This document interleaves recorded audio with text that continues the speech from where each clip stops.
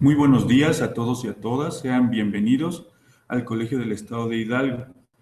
Extiendo el saludo a los mismos que nos favorecen con su asistencia virtual. En esta ocasión, y por la trascendencia del tema de la pobreza y en sus distintas contextualizaciones, contamos con la exposición de la doctora Mireya Arauz, que nos brindará información que nos permitirá visualizar a la pobreza desde otro ángulo. Identificar las diferencias y similitudes en el proceso de empobrecimiento en la Ciudad de México y Berlín es un complemento a los componentes de actuación y manejo de los contextos de pobreza. Este nivel de conocimientos abrirá horizontes y perspectivas de trabajo y, por supuesto, de asimilación. La experiencia de la doctora Arauz permitirá hacer ese reconocimiento de las especificaciones que hacen notar distinciones y coincidencias de la pobreza no solo como un tema de pertinencia académica, sino como un factor de lo local y, por supuesto, de lo poblacional. Mireya Arauz es licenciada en Geografía por la UNAM, maestra en Desarrollo Regional por el Colegio de la Frontera Norte y doctora en Filosofía por el Departamento Ciudad y Sociología Regional del Instituto de Ciencias Sociales de la Universidad Humboldt en Berlín. Se ha desempeñado en México como encargada de la Comisión para la Atención a Grupos Vulnerables Marginados y Población Indígena del Consejo Estatal de Población del Distrito Federal. En Alemania es evaluadora de artículos científicos para la revista INVI del Instituto de Vivienda de la Facultad de Arquitectura y Urbanismo de la Universidad de Chile. Y es ponente del grupo Focus on Women en temas de desarrollo urbano, situación social y política, y por supuesto de pobreza en Berlín. Antes de dar la palabra a la doctora Arauz, les comento que la parte de expositiva tendrá una duración aproximada de 50 minutos y posteriormente rondas de preguntas del público asistente aquí en las instalaciones del Colegio del Estado de Hidalgo. Querida amiga, te dejo el uso de la palabra y la atención de los aquí presentes y de los asistentes virtuales. Bueno, antes que nada, les quiero decir que estoy muy contenta de estar hoy aquí con ustedes. Agradezco muchísimo al Colegio del Estado de Hidalgo la invitación, particularmente al doctor Pablo Serrano Álvarez y entrañablemente al doctor César Pérez Marcial por esta invitación y por lograr que se lleve a cabo esta videoconferencia. Bueno, les voy a presentar aquí parte de lo que fue mi tesis doctoral, presentada hace 2 años, defendida hace 2 años, y vamos a concentrarnos un poco en lo que fueron las conclusiones de la tesis, que son estas diferencias y similitudes del proceso de empobrecimiento en estas ciudades. Siguen la.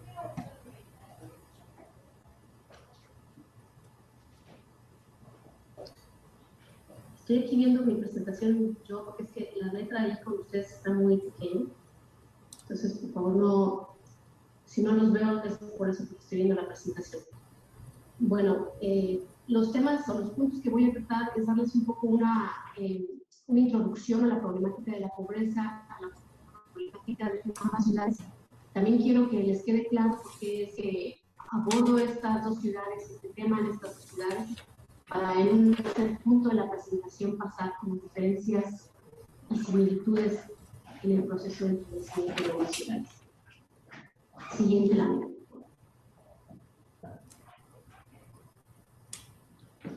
Bueno, ¿por qué investigar la pobreza? La situación socioeconómica de las ciudades se ha visto afectada por los cambios estructurales de la economía, eso es claro, y también dentro del contexto de globalización.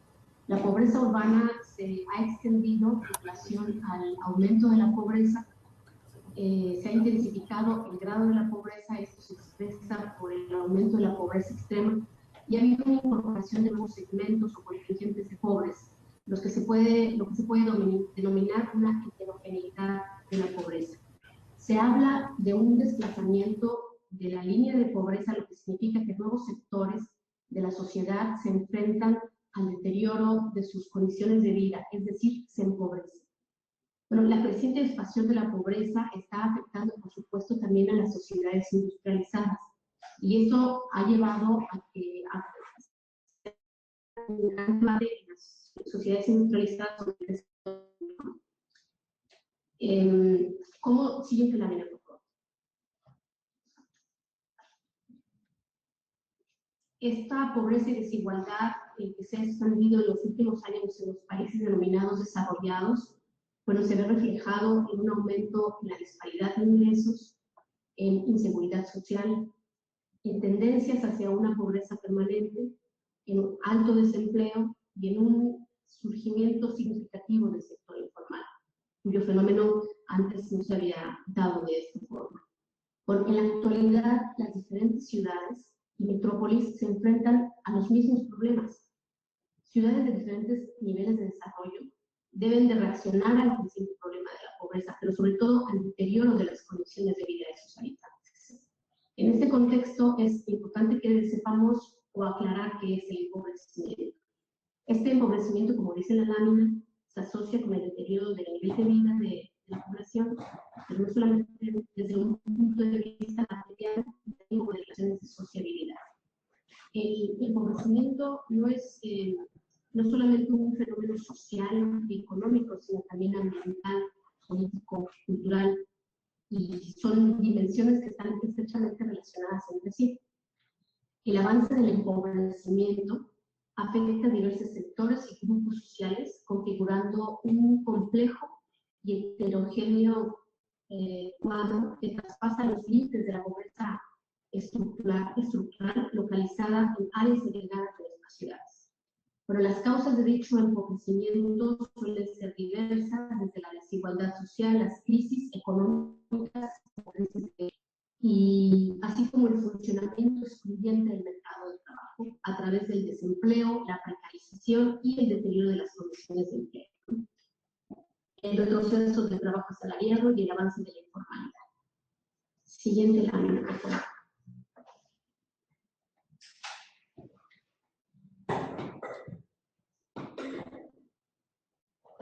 Desde los años,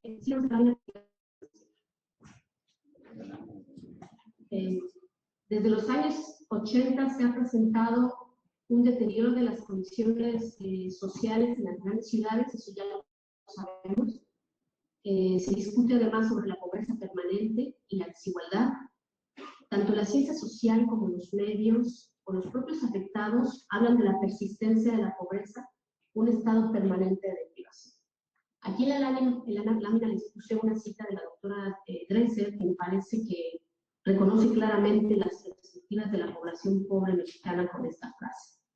Nacer en la pobreza en este país significa en la mayor parte de los casos morir en ella. Con la crisis de los años 80, la cual amenazó enormemente la vida de los países latinoamericanos, se empeoraron las condiciones sociales de la población, sobre todo en las áreas urbanas. Este marco nos permite plantearnos muchos cuestionamientos sobre la importancia de la pobreza en nuestro país, sobre la larga existencia del fenómeno en nuestra sociedad, sobre la experiencia, entrecomillado, la experiencia de tratarlo o de vivir con el fenómeno.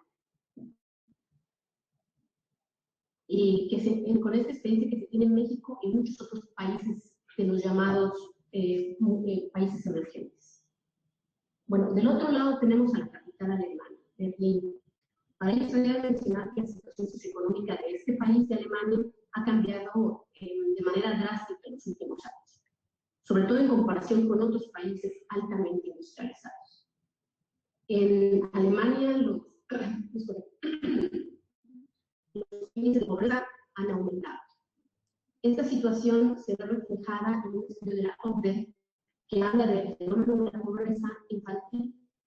Un hecho drástico es que en Alemania este problema representa un 11%, mientras que en Dinamarca es solamente el 2.7%. Incluso países como Hungría o la República Checa se encuentran con niveles más bajos de pobreza infantil que Alemania. De acuerdo con esto, es evidente que las ciudades de los países ricos, como Berlín, tendrían que aceptar el aumento del fenómeno de la pobreza que se ha presentado en los últimos años con un problema más amplio con la finalidad de encontrar soluciones. Siguiente año.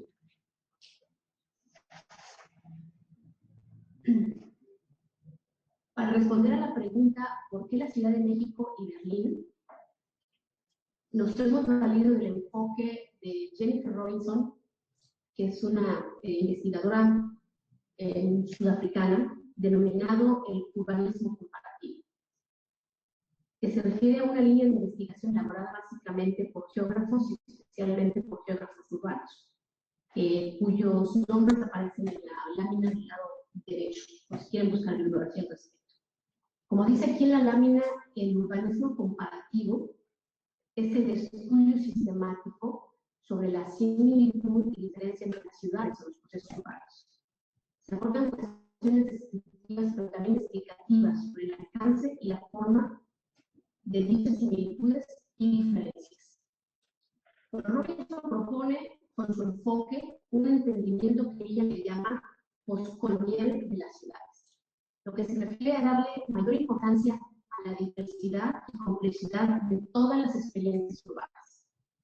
Ella dice que habría que mirar un mundo de ciudades diversas para poder apreciar aquello que es distintivo de cada ciudad individual y pensar creativamente respuestas estratégicas para diferentes experiencias de ciudades. La autora sugiere lo que ella denomina una visión cosmopolita de la modernidad urbana,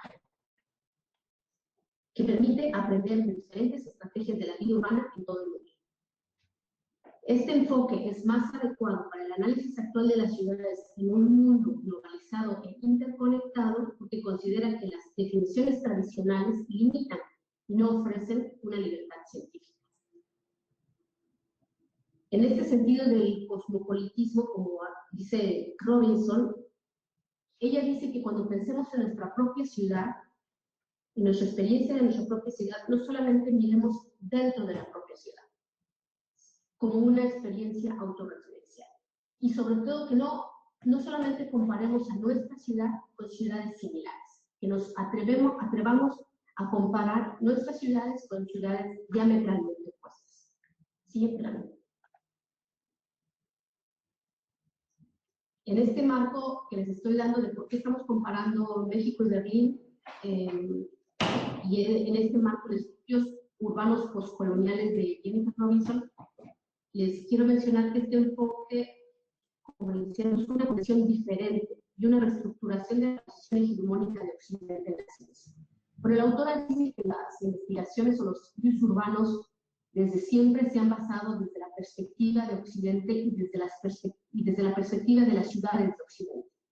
Siempre, o en los últimos años, hemos visto siempre estar comparando Nueva York con Sao Paulo en el caso de los países emergentes, pero esta comparación de Londres con Nueva York y Tokio, ella dice, rompamos con ese esquema y atrevámonos a comparar ciudades diametralmente opuestas.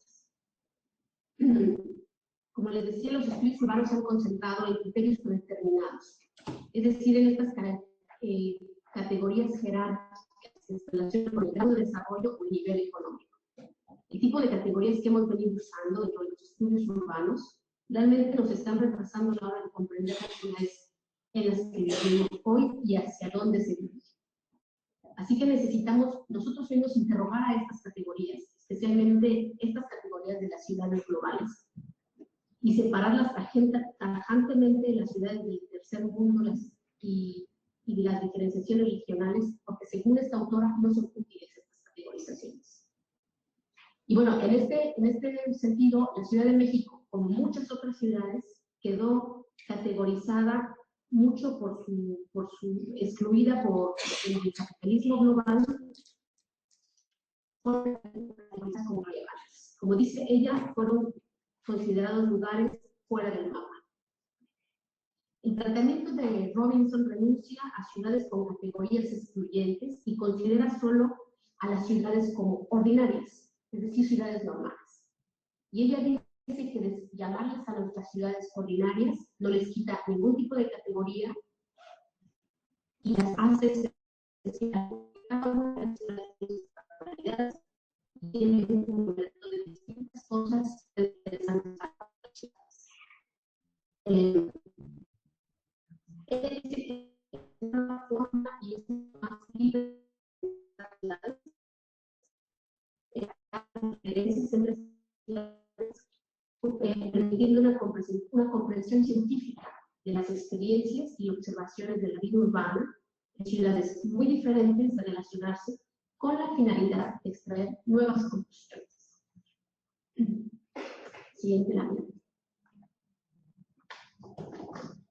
Bueno, en esta lámina les estoy tratando un poco de resumir lo que fue la parte del desarrollo de la pobreza en ambas ciudades. Por supuesto que en el doctorado ocupa una parte muy extensa del análisis, pero lo traté de reducir a una sola lámina porque no es el tema hablar hoy de todas las cifras y de todos los datos que se propusieron.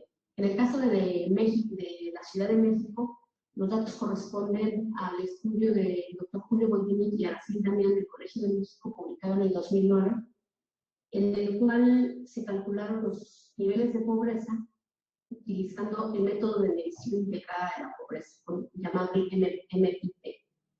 Este índice se construye con base en tres componentes, que es el ingreso, el tiempo y las necesidades básicas insatisfechas. Los datos que vamos a estar presentando, de los que hablé en mi doctorado, se refieren al Distrito Federal. Solamente que por cuestiones idiomáticas decidimos denominar Ciudad de México y Berlín este estudio comparado y no Distrito Federal, que hacía un juego en la traducción, no quedaba como un estudio de ciudades. Para que sepan que siempre se va a estar hablando del Distrito Federal, de datos a partir de este estudio de Boldini y también a nivel también delegacional. Bueno, en México, ¿qué se puede decir de la pobreza? La pobreza es vista como una problemática grave y sin resolver. El contexto de la desigualdad social en el país se ve reflejado de manera local en la capital mexicana. Y a pesar de estas cifras tan alarmantes, el 54% de la población de los años de este estudio de 2008 fueron pobres, y a pesar de estos datos, la Ciudad de México sigue siendo una de las ciudades con menos pobreza en el país. Y pues, busqué el dato actual. El doctor Boldini publicó un artículo denominado para de 2010 aumentó el 54% al 77% de la población del Distrito Federal es pobre. En el caso de Berlín, para el caso de Berlín, las tasas de pobreza corresponden a varias fuentes de información. En todos los casos se refiere al mismo método de medición de la pobreza, es decir, el concepto de la pobreza relativa, que se refiere a los hogares o personas con un ingreso por debajo del 60% de la media viven en pobreza. Las líneas de pobreza relativas constituyen realmente herramientas ampliamente aceptadas para el análisis de la pobreza en los países desarrollados como Alemania, y en particular esta que se ocupa, la línea del 60%, que se presenta como una línea de pobreza estándar en la Unión Europea.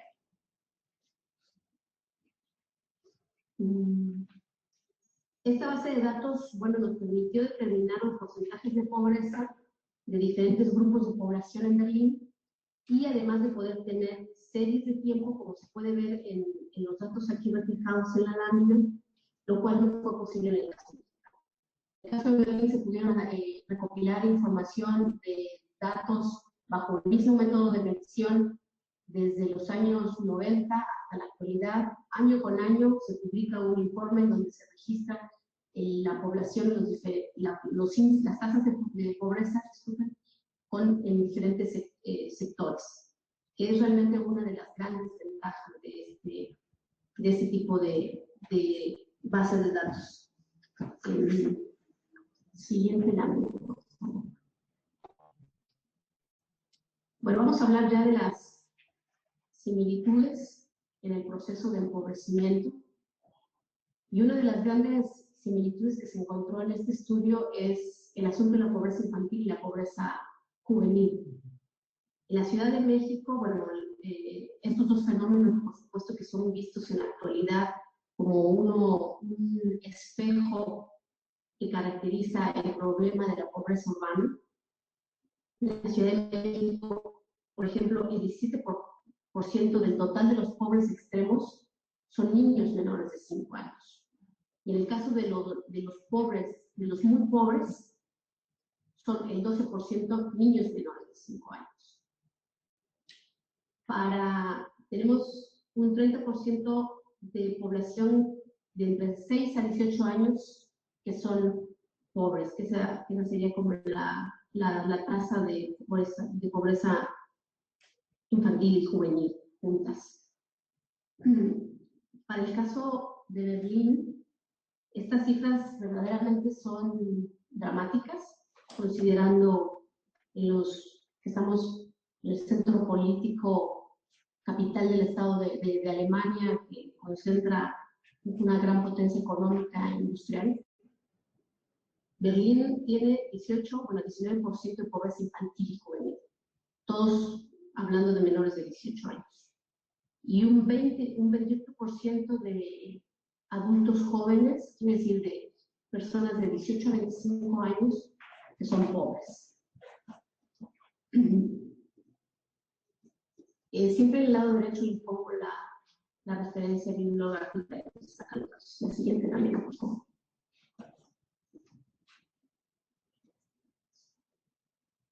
Me faltó, comentarles que las similitudes fueron reconocidas, sobre todo dentro de la esfera familiar en ambas ciudades. Esto podemos hablar que las características de las familias pobres son las que tienen más de 3 hijos, que pocos años de escolaridad del padre y como consecuencia también pocos años de escolaridad de los hijos.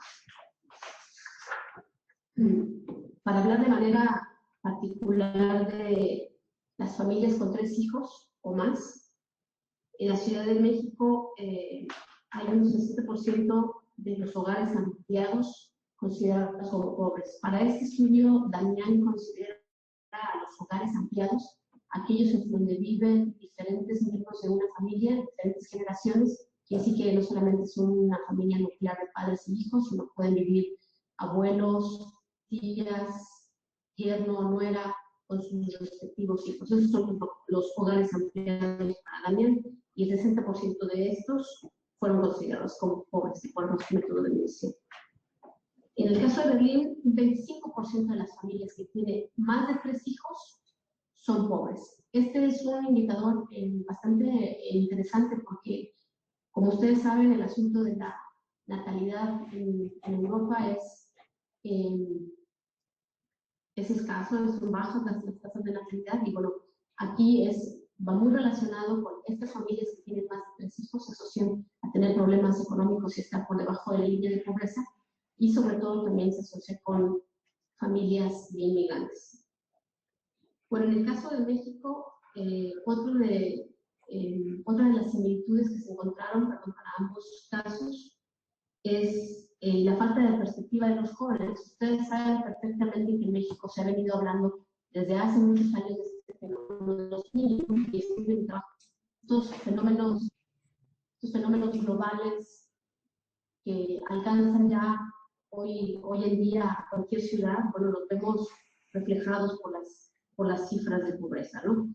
Lo que yo les diría que, bueno, en México está incipiente creación de empleos para una población joven demandante de lugares de trabajo. Es una de las causas, aunado a la falta de capacidad del sistema educativo de educación media superior, que no logra cubrir con la enorme demanda que se genera en la ciudad. Una cita aquí de la doctora Alicia Sicardi ejemplifica muy bien el caso. Ella dice que el sistema educativo local, se refiere al del Distrito Federal, solo cubre las posibilidades de acceso del 20% de la población.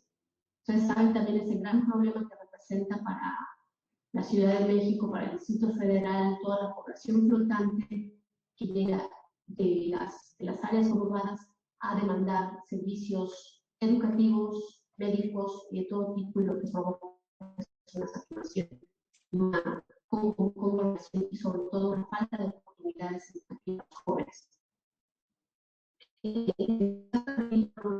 Con datos, los jefes de familia con un nivel mínimo de educación, con el nivel más bajo de educación, de escolaridad,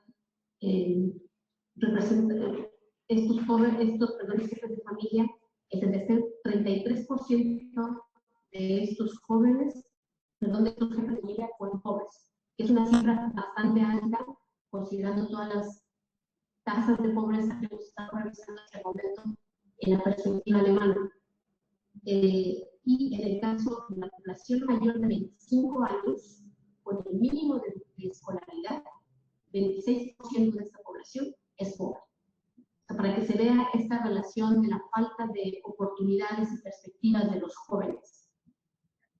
Bueno, el esquema de detrimento de las condiciones sociales de las familias que se dan en el contexto mexicano ya no es una situación ajena para las familias berlinesas, quienes han estado sujetas en los últimos años al agravamiento de sus condiciones de vida, reflejado, por ejemplo, con el deterioro económico de algunos de los miembros activos laboralmente de la familia. Esto a partir del surgimiento de fenómenos como el trabajo temporal, empleos de medias jornadas y la presencia cada vez mayor de la figura del trabajador independiente o por su cuenta. En casi todas las ramas de la economía está presente este trabajador independiente que no cuenta con prestaciones sociales, y de lo que estamos hablando es precisamente de una precarización del trabajo. Aquí en las cifras les puse en Berlín, por ejemplo, el 7% de los trabajadores activos ocupados están por debajo de la línea de pobreza. O sea, en Berlín hay un concepto que se llama, que se lo puse también aquí, pobreza a pesar del empleo salarial. Están trabajando, reciben un ingreso, seguramente también ayudas sociales, pero 7% de esa población de trabajadores activos ocupados está por debajo de la línea de pobreza. Y el 7% de los trabajadores independientes figura que las que vienen por debajo de la línea de pobreza. Bueno, en este sentido tendríamos que hablar también un poco del sector informal de la economía, que es un fenómeno que para las ciudades como México y las ciudades latinoamericanas y de los llamados países emergentes no es un fenómeno ajeno ni nuevo, ¿no? El sector de la economía, el sector informal de la economía en México forma parte de como un consolidado, un 30% por ahí tiene un 30% de presencia en México, ¿no? En Berlín se ha incrementado en los últimos años.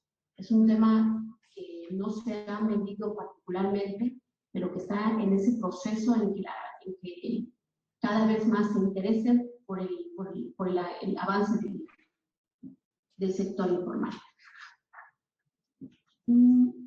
Siguiente lámina, por favor. Por eso fue en cuanto a las similitudes que encontramos una vez que hicimos el análisis de las bases de datos y de las tasas de pobreza que tuvimos de ambas ciudades, de las similitudes. Ahora vamos a hablar en qué son diferentes estas ciudades. Bueno, la pobreza en la Ciudad de México se refiere a un fenómeno masivo, profundo y estructural.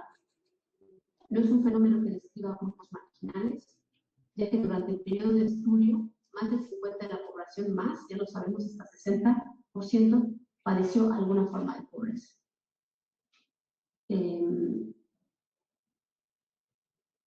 Debido a las proporciones de la pobreza en la Ciudad de México, es evidente esta importancia del fenómeno de la pobreza a nivel local. La población, por supuesto, se ve obligada siempre a crear nuevas estrategias adecuadas para su sobrevivencia. Esencialmente, considerando los resultados de las diferentes categorías de pobres que clasificó Damián, los pobres de la Ciudad de México, ¿no?, son comparativamente mucho más pobres que los pobres de Berlín. Eso es evidente. En Berlín, los porcentajes de pobreza de los inmigrantes, como les decía hace un momento, son mucho más altos que los de la población en general. Los inmigrantes se ven afectados no solo por un mayor grado de pobreza, sino que en promedio permanecen más tiempo en este estado y con una mayor frecuencia en este estado. La presencia de los inmigrantes en Berlín es un fenómeno también muy conocido y que data de décadas. Por ejemplo, en los años 60 es algo que es muy característico de Berlín, es la población turca que vive aquí. La población turca llegó como en los años 60 como trabajadores invitados, y en un artículo muy interesante de la Deutsche Welle decían que los trabajadores turcos se han transformado de trabajadores, la población turca, de trabajadores invitados a extranjeros y hoy inmigrantes, y como problema social. Esta transformación es muy importante. Aquí hay un barrio en Berlín que se llama el Pequeño Estambul, por la proporción de turcos que viven en estos barrios. Fenómenos sociales que se dan ahí, por supuesto, la gentrificación. Estamos hablando de fenómenos muy específicos y que siempre es el interés de muchos sociólogos urbanos por acá, de estudiar a los turcos como este fenómeno social tan interesante, porque además también se aíslan a ellos mismos. Muchos, estamos ya hablando de la tercera generación de turcos presentes en Berlín, y la segunda generación no habla alemán, no están integrados en la sociedad, y a pesar de toda la política de integración que intenta establecer el gobierno de Berlín, siempre se queda ausente esta parte, porque la población turca en muchos sentidos no tiene mucho interés en integrarse en la sociedad alemana. Ellos forman aquí sus propias islas aisladas en donde solamente se habla turco y no necesitan ni siquiera involucrarse al mercado de trabajo, porque ellos mismos tienen un mercado de trabajo todo llevado a cabo en turco, por supuesto. Bueno, la migración en las dos ciudades es también muy diferente. En el caso mexicano, bueno, estamos hablando mayoritariamente de una migración nacional, es decir, de una migración rural urbana, y en el caso de Alemania es un proceso de inmigración. En Berlín, por ejemplo, el 29% de los migrantes padece algún tipo de pobreza, mientras que solo el 11% de los alemanes son pobres. El porcentaje de pobreza total es el 14%, entonces este 29% de los inmigrantes es bastante alto. La siguiente lámina, por favor.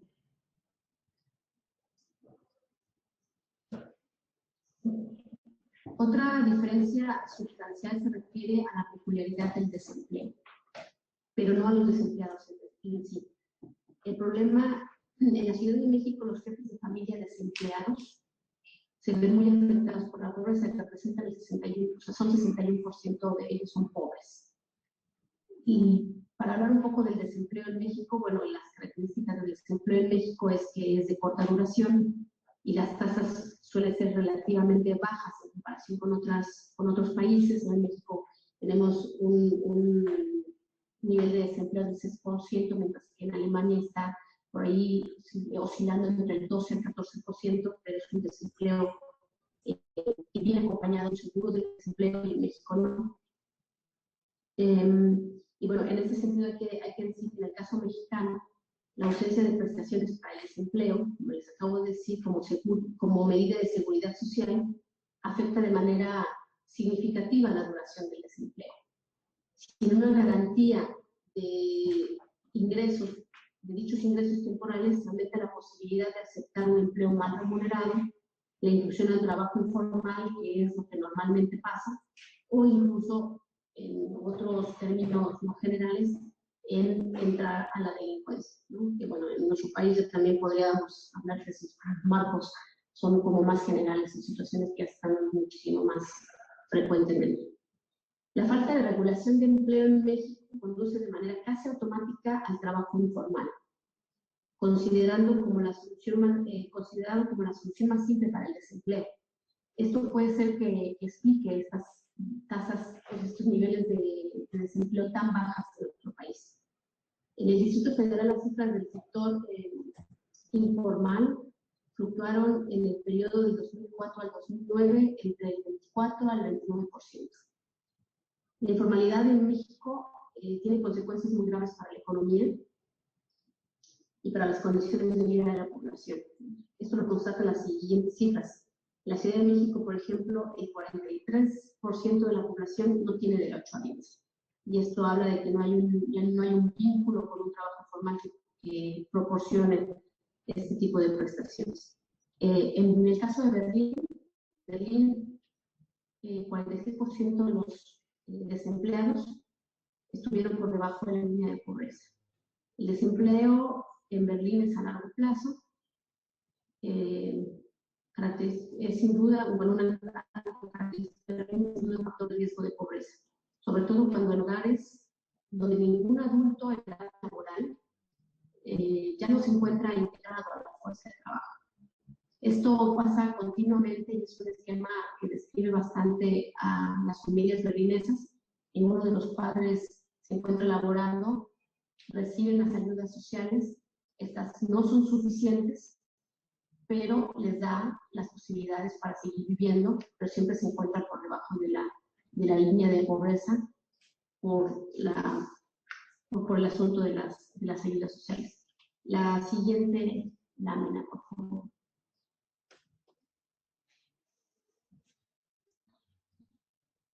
Otra diferencia que encontramos, bueno, lo que mucho también escribí durante el doctorado y que podríamos también discutir bastante, por supuesto, son las diferencias en los sistemas de seguridad social, mismas que hemos estado un poco mencionando ahora. En México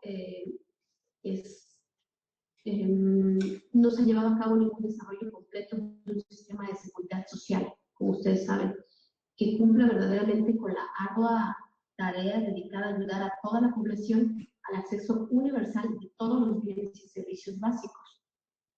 Que en última instancia, bueno, todo este esquema es verdaderamente una diferencia fundamental con Alemania, en donde existe todo un sistema de seguridad social.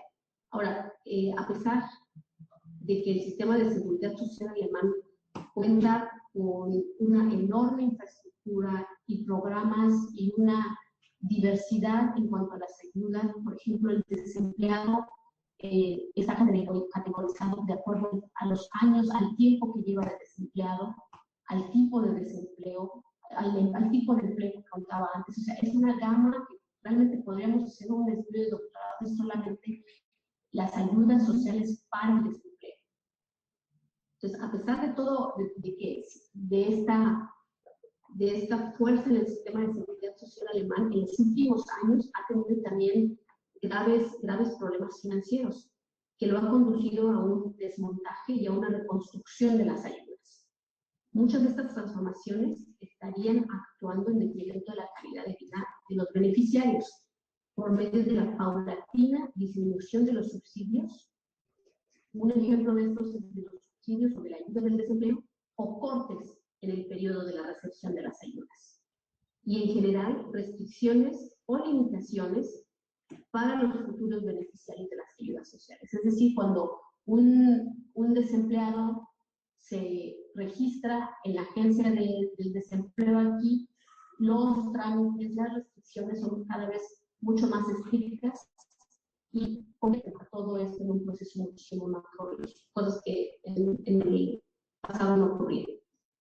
El hecho de pertenecer en Alemania, por ejemplo, al grupo de beneficiarios de las ayudas sociales, muchas veces es considerado ya como estar por debajo de la línea de pobreza. Frecuentemente los beneficiarios de las ayudas sociales están siempre jugando con esta falta de recursos económicos porque no se resuelve del todo el problema. Hay que considerar que además en todas las discusiones sobre seguridad social en Alemania se está destacando últimamente el hecho de que la asistencia social ya no está proporcionando una protección eficaz contra la pobreza, que ayude contra la pobreza. Y bueno, eso es de manera general lo que les preparé para hoy sobre el asunto de las similitudes y diferencias en el proceso de empobrecimiento. Estoy también muy interesada en escuchar sus preguntas. Quise preparar una exposición muy amplia, sino una exposición que nos permitiera tener muchísimo más interacción, y estoy absolutamente abierta y contenta hacia sus preguntas. Muchísimas gracias.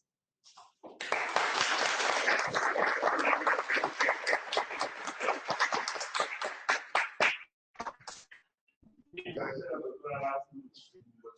No sé si existan por parte de los asistentes algunas preguntas para poderlas mencionar claramente, una presentación hacia la ponente y una pregunta clara y concreta, por favor. Bueno, doctora, mi pregunta es, usted mencionó que en Berlín existe un porcentaje de trabajadores asalariados que son pobres. ¿Tiene el dato para el caso mexicano? Lamentablemente no escuché muy bien la pregunta. Es algo de los trabajadores asalariados, está un poco con el eco. Si me la pueden repetir o alguien la... Más fuerte. ¿Qué porcentaje de trabajadores asalariados mexicanos son pobres? ¿Tendrá el dato? Para no lo puse por ahí. No, ¿sí? ¿Tiene el dato de Sí. Si no lo puse por ahí, es que en los datos, uno de los datos aquí con los datos del caso mexicano, muchas personas las presentan desglosadas entre hombres y mujeres y no presentan a veces los totales. Entonces, no, en este momento no te lo podría sacar de sí, pero te lo puedo buscar. Doctora, soy Pablo Serrano. En la última lámina, ahí puse mi correo electrónico y también el vínculo en donde se puede consultar mi tesis doctoral, sobre todo para que estén interesados con bibliografía. Doctora Arauz, soy Pablo Serrano. Hola. ¿Sí me escucha? Sí, claro, sí. Yo quisiera saber un poco la dinámica de estos datos comparados con respecto a las mujeres y a los jóvenes. ¿Qué podemos decir de esa comparación? ¿Mujeres y jóvenes? Ajá. En los porcentajes de pobreza, ¿cuál es la situación más o menos de las mujeres y de los jóvenes? En la Ciudad de México encontramos jóvenes muy pobres, o que están en las calles, por ejemplo. En Berlín hay poca incidencia, creo yo, pero me gustaría saber comparativamente cuál es la situación. No, ¿te refieres como exactamente a la cifra o quieres que más? No, la cifra no, sino más bien, o sea, ¿cuál es la situación de los jóvenes y de las mujeres que son pobres en ambas ciudades? No, porque no oportunidades, por ejemplo, hacia las mujeres o asistencia educativa a los jóvenes con estos programas de jóvenes que tienen los alemanes. En México se supone que ha mejorado esa asistencia, incluso atención a los jóvenes de las que tienen muchos más jóvenes. No sé si pensaste un poco esta comparación. Lamentablemente la última parte se entrecortó, pero bueno, entiendo la pregunta en general de cómo está la situación de los jóvenes, particularmente de las mujeres, en cuanto en Berlín y en Alemania, en México también. Así es. Sí, como mencionaba anteriormente, hay lamentablemente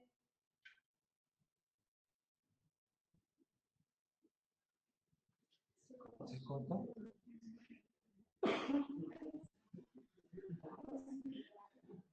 Pregunten muchachas y muchachos, porque aprovechen a la...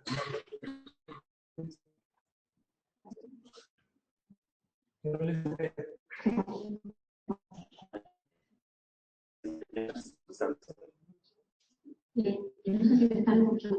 Ya. No se escucha nada otra vez. No, hola. Ya decía. No escucha ella. No se les escucha. No se escuchó bien. Tu respuesta no se escuchó. Decía No, bueno. Adelante. Adelante, doctor, se escucha. No, se vuelve a cortar.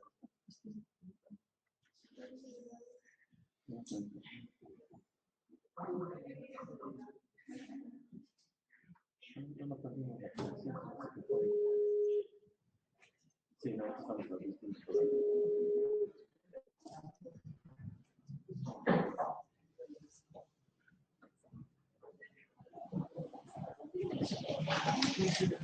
ahora sí. Ahora sí, la presidenta. Ya. ¿Listo? Listo, doctor. Sí, aquí estamos. Ahora sí me escuchan. No veo. No sé si... Ahí está. Ahí vamos. Bueno, ya no supe si me escucharon algo de lo que dije en la respuesta anterior. No, yo creo que de nuevo. Pregunto de nuevo. Sí, escuchaba una voz. Bueno, realmente las restricciones en materia metodológica fueron grandes porque el método de Damián y de Polvini muchas veces no desglosa exactamente así una pobreza infantil o pobreza juvenil para reconocer quiénes son más pobres, los hombres o las mujeres. En el caso de Berlín sí se pudo reconocer que los índices de pobreza afectan muchísimo más a los hombres que a las mujeres. Esto también tiene mucho que ver sin una intención de ser feminista, que muchas de las jóvenes encuentran hacer un oficio, que es como ir a una universidad o integrarse al mercado de trabajo, que los jóvenes hombres. El desempleo, por ejemplo, juvenil es muchísimo más grande en hombres jóvenes que en mujeres. Estos son los datos que pude identificar, ¿no? Les digo que en el otro caso mexicano no hay a veces mucha forma de sacar exactamente esas tasas de pobreza tan específicas. Pero bueno, espero que con esto ya haya contestado un poco la pregunta. Sí, muy bien, gracias. ¿Alguna otra pregunta? Lula. No. A ver, aquí hay muchos que trabajan en pobreza, pues ¿cómo lo preguntan? A ver, bueno, quería saber, doctora, que si toma en cuenta las cuestiones de natalidad y mortalidad para determinar esta diferenciación entre un país desarrollado y un país emergente como México. Si la natalidad es importante. Ajá, si se puede. César, ¿me puedes repetir la pregunta? Estás más cerca de la computadora, por favor. Que si consideraste la natalidad y a la mortalidad para poder definir estas condiciones de país desarrollado y país emergente. Bueno, yo realmente, bueno, atendiendo mucho al enfoque que le da justificación a mi investigación, traté de no meterme en ese tema de categorizar o de jerarquizar a ambas ciudades como emergente, como de un país emergente, de un país desarrollado. Entonces, yo no hice ningún índice de pobreza, yo analicé los índices de pobreza. Se consideraron, claro, bueno, lo que les digo, una de las consideraciones es esta fecundidad o esta natalidad mayor entre los inmigrantes, y que mucho tiene que ver con esquemas de pobreza en países desarrollados. Los europeos en general no tienen hijos, y si tienen hijos es uno. Los inmigrantes son los que tienen de 3 a más. Y estos esquemas, que además en estas familias inmigrantes, ninguno de los dos padres están integrados al mercado laboral, con 3 o 4 hijos, es lo que propicia esquemas de pobreza o de marginación, ¿sí? En ese sentido sí se considera el análisis. Ahora, en el caso mexicano, ustedes lo conocen perfectamente, familias numerosas es también siempre asociado a altos índices de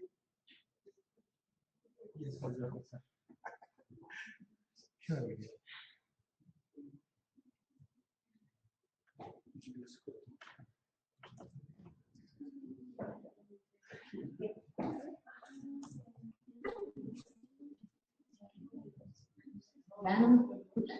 Vale. Ya la escuchamos, ¿no? Ya me escuchan. Bueno, no sé hasta dónde escucharon, pero ahí, cuando me desaparecí, creo que ya fue la última parte. Sobre la natalidad, no sé si pueden contestar a su pregunta. Sí, Si no, gracias. amplio un poco más. Sí, así fue.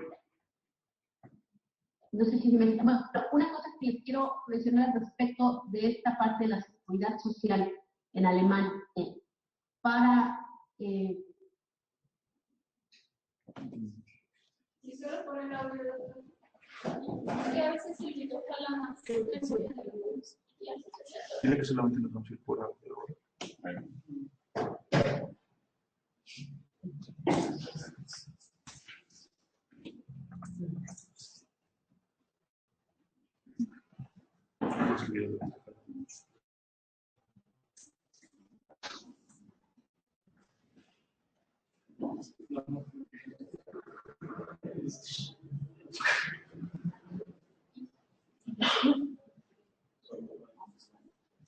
No nos oye. ¿Doctor, nos oye? Sí, los escucho, solo ya no los veo. Si es que apagamos nuestra cámara, doctor. ¿Ok? ¿Seguimos así? Sí, por audio nada más. Perfecto. No sé, ya he repetido las cosas que te ves, pero claro, la solución que me presentaron. Y no les vuelvo a decir, ustedes me dicen. ¿Mencionabas algo de la seguridad social en Alemania? Y ya no me escucharon más. Exacto. Lo que decía es el tema de familias inmigrantes, donde ambos padres no trabajan, pero reciben la ayuda de los hijos sobre todo. Estos hijos que a lo mejor uno de los dos padres es alemán, de origen de otro lado, pero con soporte alemán. Es muy conocido este esquema, incluso también en familias alemanas, que reciben ayudas familiares y con ese dinero, que además está por debajo de la línea de pobreza, las casas para sobrevivir y los padres lo utilizan para alcohol y cigarros. Eso es conocidísimo. Ver a alcoholizados con 3 o 4 hijos tras de ellos, y, o sea, es un esquema que antes, en los últimos años, se ha tratado bien. Por eso es mucho la discusión de comparar estas ciudades, una de un ambiente industrializado económico y otra de un esquema emergente, ¿no? Por eso es que esa es la riqueza que se está comparando ciudades. Eso era lo que quería decir. A ver, 2 preguntas. Ponle fuerte, por favor. Buenos días, doctora. Mi pregunta es, ¿usted tiene alguna propuesta o solo termina en una caracterización de ustedes? Si hizo alguna propuesta para cada uno de los escenarios.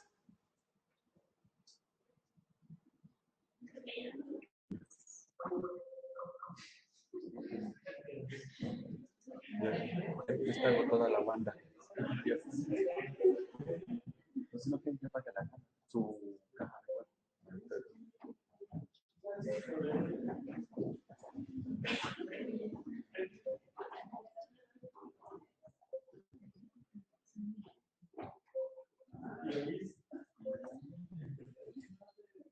Por teléfono.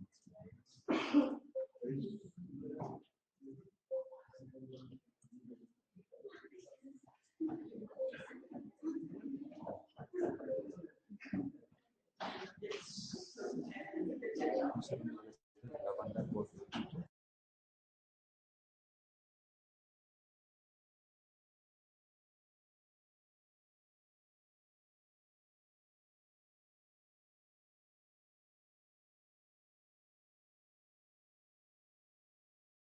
¿Nos oyes? Y ya apagué la cámara. Ah, ok, perfecto. Solo por audio, entonces. La pregunta que te hacen es que si el análisis de tesis llega a algún tipo de propuesta en cualquiera de los escenarios, tanto Berlín o México. Sí, bueno, esta era una parte que discutí muchísimo con mi profesor, porque por supuesto no es solamente analizar las diferencias y las similitudes. Parte también del doctorado era hablar de escenarios graves, digamos, en donde se pudiera detectar el asunto de la pobreza, hacia dónde se está dirigiendo en Berlín, y si esta pobreza de Berlín está llegando a asimilarse, a acercarse a una pobreza de otro lado. Digo, sin categorizar, sin decir de una ciudad emergente. Encontramos escenarios que van hacia un mercado de trabajo que no está integrando a los trabajadores y que podemos hablar, cada vez más está aumentando el tema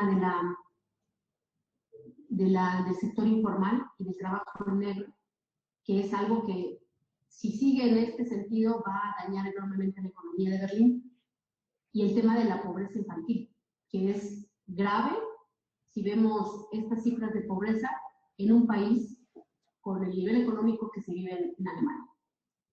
Berlín es una isla en donde, caso contrario a México, que es como la isla en donde las condiciones son mejores, en Berlín es exactamente lo contrario. Berlín es solamente el centro político. Aquí no hay industria y poca economía. Entonces, es una ciudad con muy poca buena perspectiva en el ambiente alemán, donde muy poca gente, donde muy pocos alemanes, así les voy a decir, quieren vivir porque hay muchos extranjeros, y los extranjeros, para muchos alemanes cerrados, son sinónimo de pobreza. Entonces, en este sentido, sí, claro, el doctorado propone unas, discutí los escenarios hacia donde se está yendo Berlín. Sí. Bien. ¿Quién iba a preguntar? A ver, Karen. Usted dentro del estudio compara dos tipos de población, la población pobre de México y la población inmigrante pobre en Berlín. ¿Conoce las cifras y el impacto que tiene la inmigración en México? ¿Y la cifra de cuánto, o sea, qué migración hay en México? No, de cómo impacta esa inmigración en la pobreza en México, o sus condiciones de los inmigrantes en México. Sí, bueno, como mencioné, es otro tipo de migración, ¿no? Estamos hablando más bien de gente que llega del campo a la ciudad. Bueno, los impactos son también muchísimos de integración. Estamos hablando de grupos indígenas que llegan al centro de la Ciudad de México a ocupar las vecindades, estos edificios viejos del centro de la ciudad, en donde no hablan muchas veces español. Bueno, el impacto es fuerte porque esos grupos que tampoco están integrados a un mercado laboral, que llegan a trabajar en las calles, bueno, el impacto lo estamos viendo en las cifras tan altas de un sector informal, ¿no? Lo estamos viendo o sea, esa migración sí se ve en las cifras de pobreza también en México, que es otro tipo de migración con diferentes características, pero que también se asocia fuertemente con marginación, desigualdad y pobreza. Cristina. Tengo una pregunta acerca de si existen incentivos para pequeños productores en Alemania, y si es así, ¿cuál es, digamos, el índice de éxito que llegan a tener comparados con México? Sí, escuché todo, incentivos de Pequeños productores.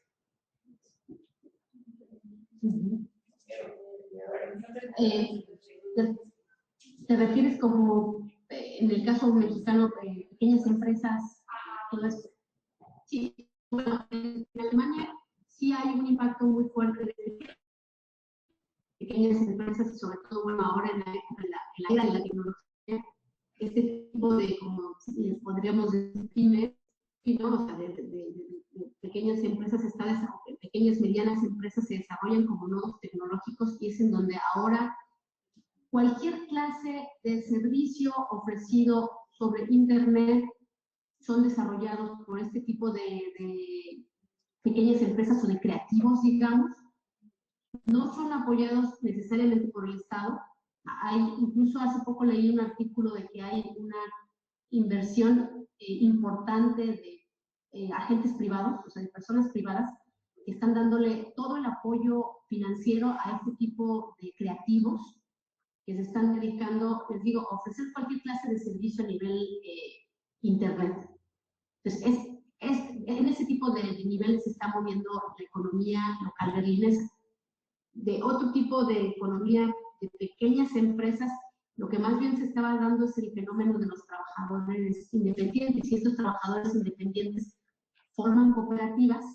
Eso también suele ser muy, muy común en extranjeros o en inmigrantes, que no necesariamente es este perfil del inmigrante turco o el migrante ruso que viene aquí a trabajar en la industria o en la economía, sino un migrante más profesionalizado, un migrante de más de clase media, que estudió en su país y que se junta con otros extranjeros para hacer una cooperativa y ofrecer cualquier clase de servicios.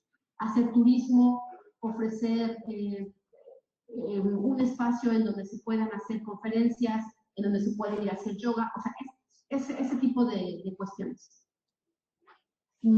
Espero que les haya contestado la pregunta. Sí, gracias. ¿Cuál es su propuesta sobre si ya se dio, bueno, ya nos dimos cuenta que las políticas públicas proteccionistas están generando más pobreza? ¿Cuál es su propuesta, cuál es su opinión sobre cómo cambiar el rumbo de las cosas? Cambiar el rumbo de las cosas. Sí, bueno,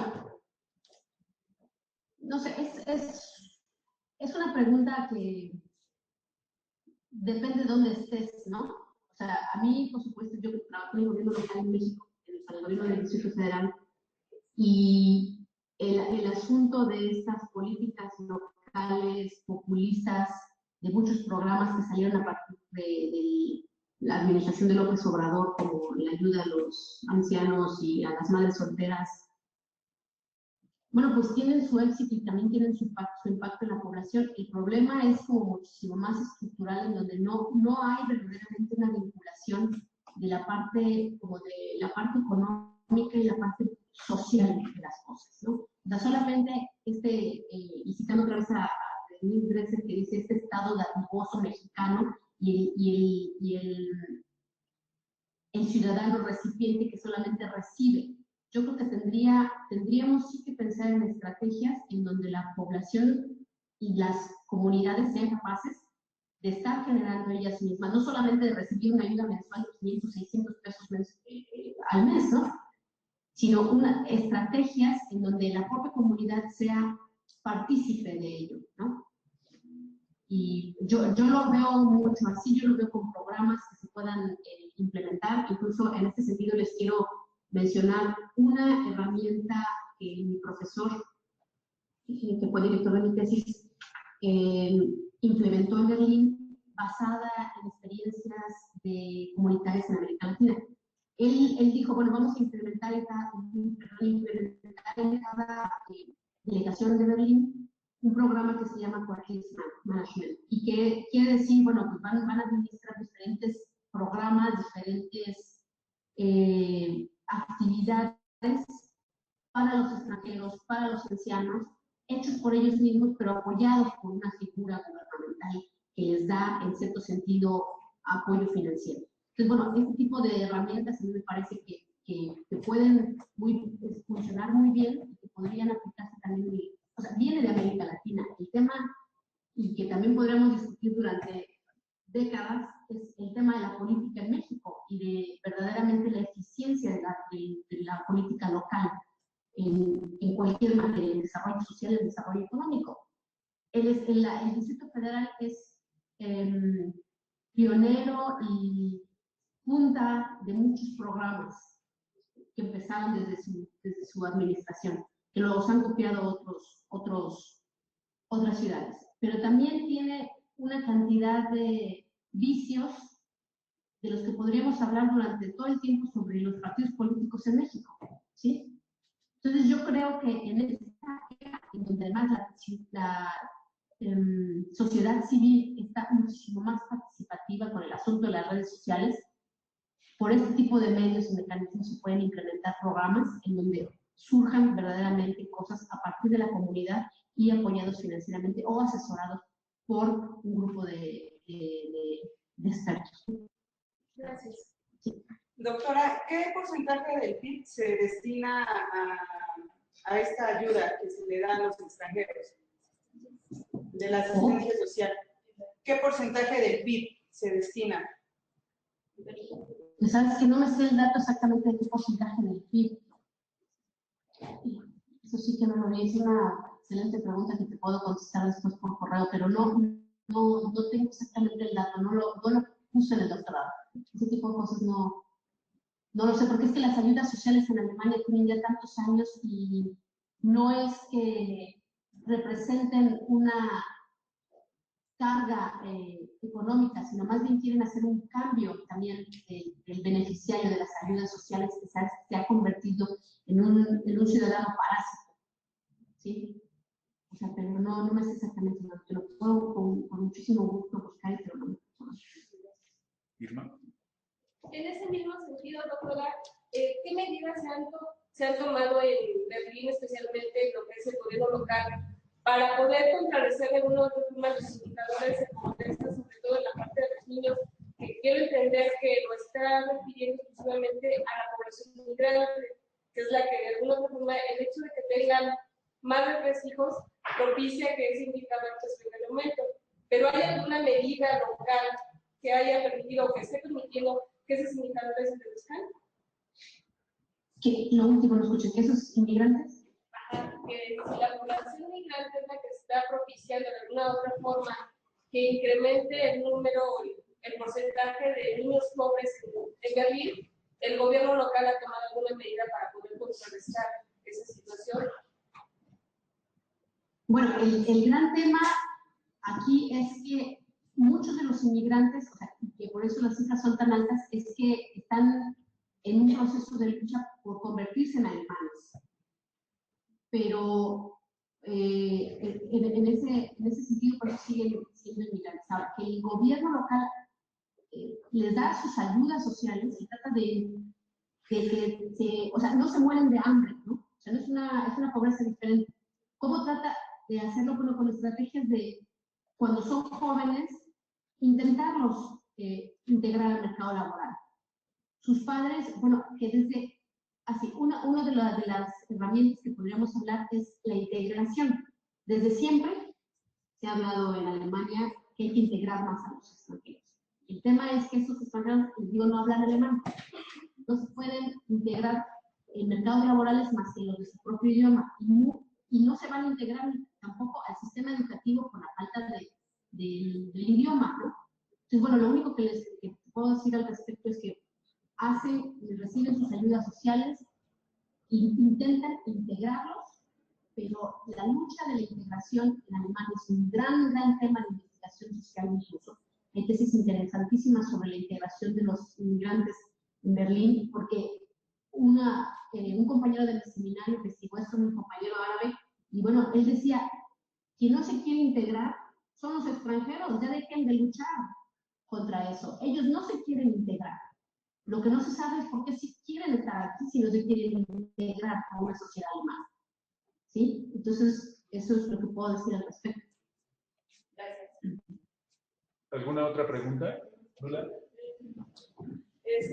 Buenos días. Mi pregunta es en relación para saber si hizo un comparativo de ingresos en Berlín. Sabemos que los ciudadanos de la Ciudad de México son más pobres que los de Berlín, pero si se hizo un comparativo ya sea de ingreso por algún apoyo social o si se hizo un comparativo por ingreso mediante salarios mínimos para ver para qué me alcanza siendo pobre en Berlín y para qué me alcanza siendo pobre en la Ciudad de México. Bueno, no hice un comparativo exactamente de ingresos, solamente hablé de qué es lo que significa,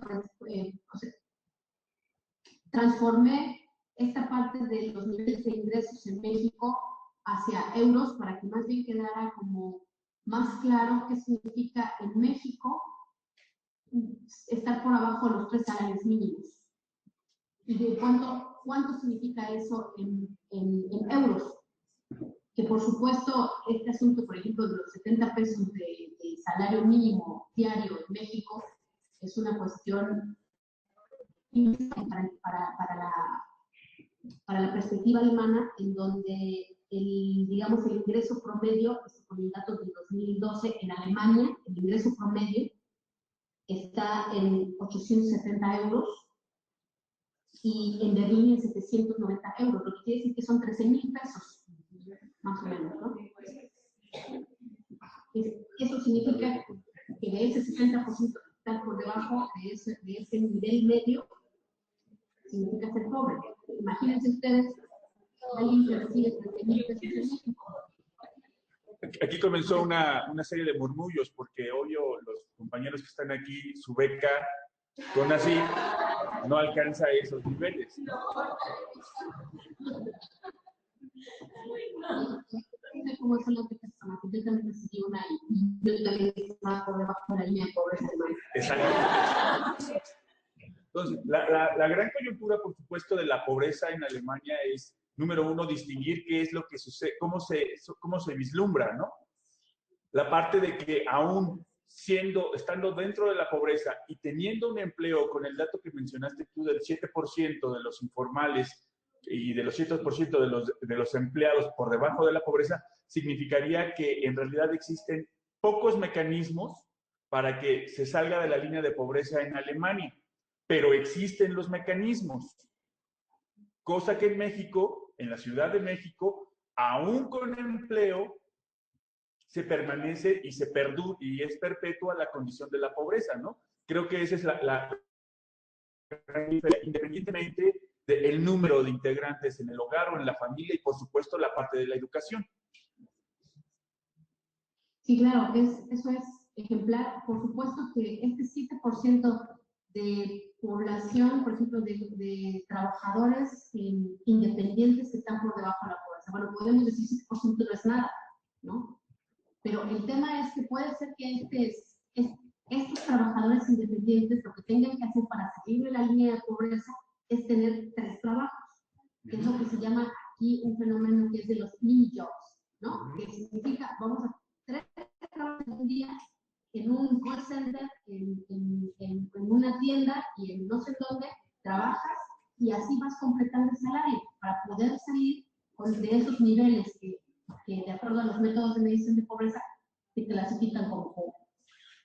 Y bueno, otro tema que mencionaste, que me parece que fue, bueno, una de las motivaciones por las que me llevaron a escribir sobre este tema, es el tema del tratamiento de la pobreza. Completamente diferente en los dos lugares. En Alemania no se habla tan públicamente y tan frecuentemente de la pobreza, y por supuesto nunca es un tema de campaña política con ellos. No es, el tratamiento de la pobreza es bastante marginal, si lo decimos que es como para gente que se dedica a ello, ¿no? Para la ciencia, a veces sacan en las noticias, hoy se publicó el informe de pobreza nacional, y la gente está bien poco preocupada por los resultados, a pesar de, como les presenté, que ha aumentado considerablemente el fenómeno. Que hablar de porcentaje de 20% de niños pobres es algo que además ha ido en aumento, que es algo pero no ocupa esta atención ni en los medios, ni en la discusión. Y bueno, es un tema que, como muchos otros, forma parte de la problemática social, pero que no está tan difundido como en México. Sí, en México hablamos de pobreza desde siempre, ¿no? Desde muchos años, las crisis, la pobreza, la campaña política, no se cumplió, solidaridad, los grandes programas que nunca no cubren, que no solucionan. O sea, es otro tratamiento, y de ese tipo de tratamiento también habla en el doctorado, ¿no? por eso, yo sé que a ustedes les interesa, es una parte importante y interesante el asunto de los datos, pero también hay todo otro contexto de que también se podría hablar en diferencia de dos contextos completamente diferentes y saber cómo se percibe la pobreza, qué significa ser pobre allá y qué significa ser pobre aquí, ¿sí? Completamente diferente y también mucho basado en cómo se trata la pobreza y cómo se entiende la pobreza.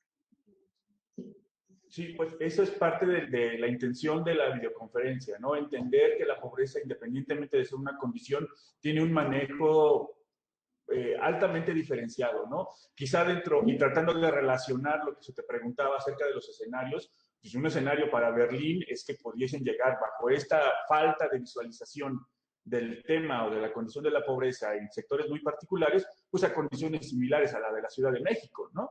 Y, por supuesto, en la idea muy contradictoria, pues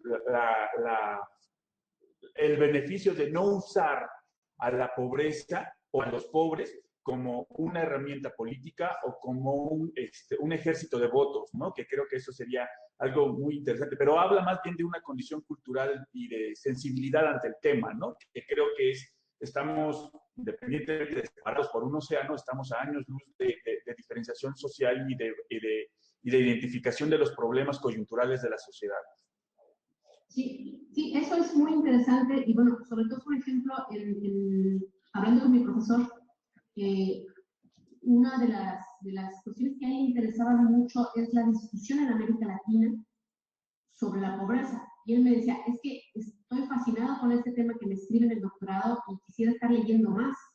Entonces, un poco el doctorado es también para enterar a la gente de las discusiones en América Latina, en México, porque también hablé de las discusiones en América Latina y Europa, de cómo se trata la pobreza y cómo se ha venido discutiendo el tema de la medición de pobreza, esta falta de coincidencia en los métodos de medición, esta guerra de las cifras, donde los propios investigadores se dicen uno al otro, cifra no es buena, es la mía la buena.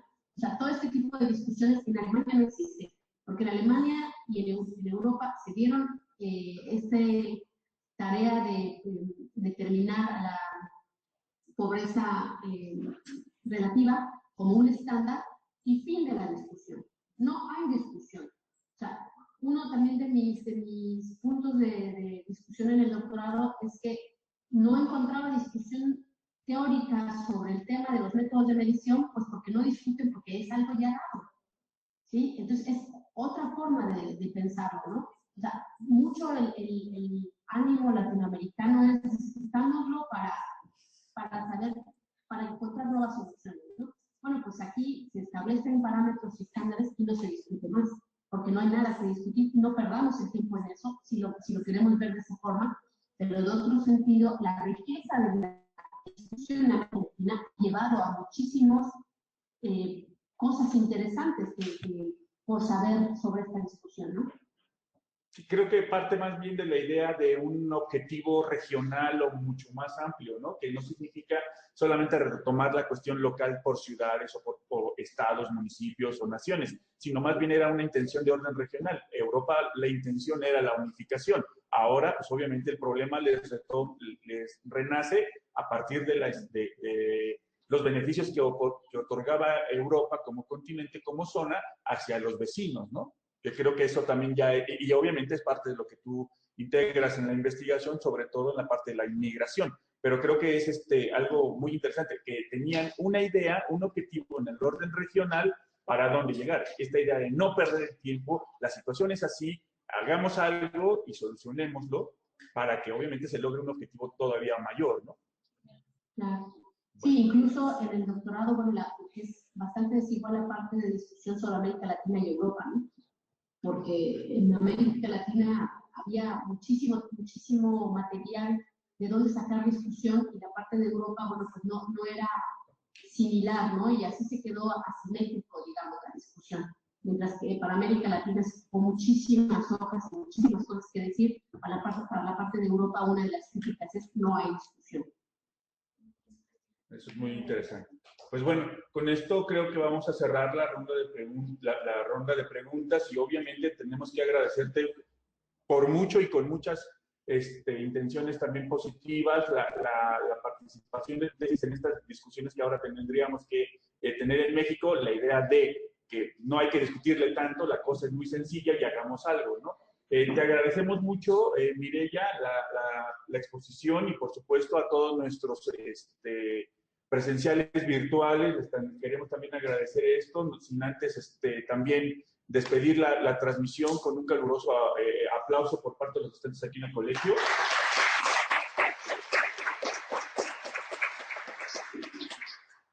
E invitarlos a todos a seguirnos en nuestras actividades, no solamente virtuales, sino presenciales aquí en el Colegio del Estado de Hidalgo, que serán muy interesantes, quizá el próximo jueves 12 de marzo, con la inauguración del Seminario Permanente de Economía Agrícola y Políticas Públicas, que coordina el doctor Roldán y el doctor Serrano, y que abrirá con la conferencia magistral del doctor Javier Delgadillo.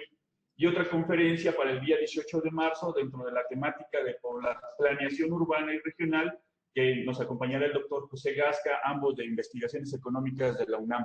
A todos los asistentes virtuales y a todos los presenciales aquí en el salón, muchísimas gracias. Queridísima Mireya, te quiero agradecer muchísimo la oportunidad y esta invaluable participación en la formación de nuestro capital aquí en el Colegio del Estado de Hidalgo. Muchas gracias a todos los asistentes. Gracias a ustedes. Nos despedimos, muy amables, gracias.